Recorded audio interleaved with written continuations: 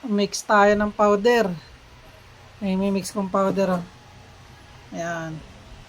Dalawang yan. Tsaka to. Ito, organic lang naman to. Ayan. Powder na yan. Ito yung gamit kong powder.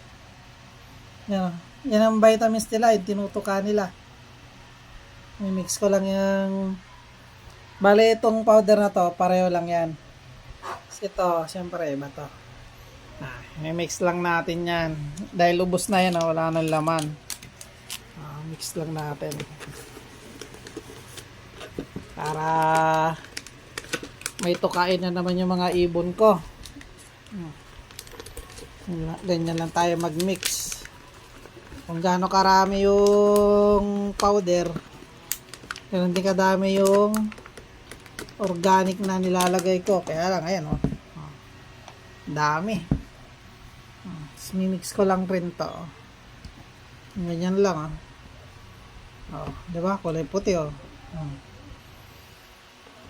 Mga veterano dyan, alam na nila yan. Kung ano yan.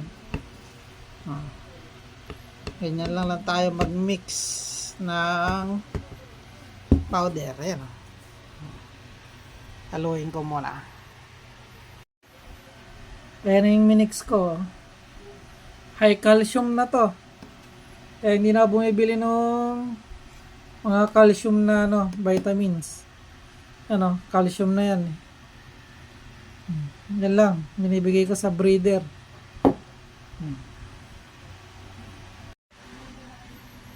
Mix tayo ng patuka natin. Ayan. Kaya yung mix ng patuka ko. Bibigyan ko nga ng powder yan. Maglalagay ako ng powder. Para bukas ng umaga, yan ay papakain ko. Ayan yung minix kong powder. Yan ang gagamitin ko ngayon. Yung pang blender ko. Ayan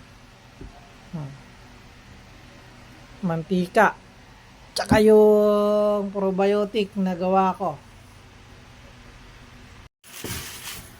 Yung powder na minix ko. Bale mag-mix ako ngayong gabi. Yan isang kutsara lang. Minix ako, kunting patuka lang kasi hanggang maghapon lang nila kakainin yan para walang matira. Yung mix ko mantika. Yan pumuputok pa. Yan konti lang, okay na yan. Maano natin ito, probiotic. Yan.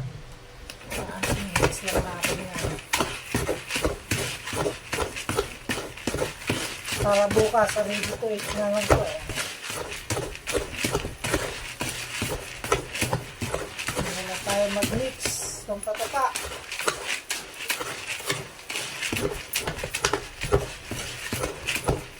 Para healthy yung mga ibon natin.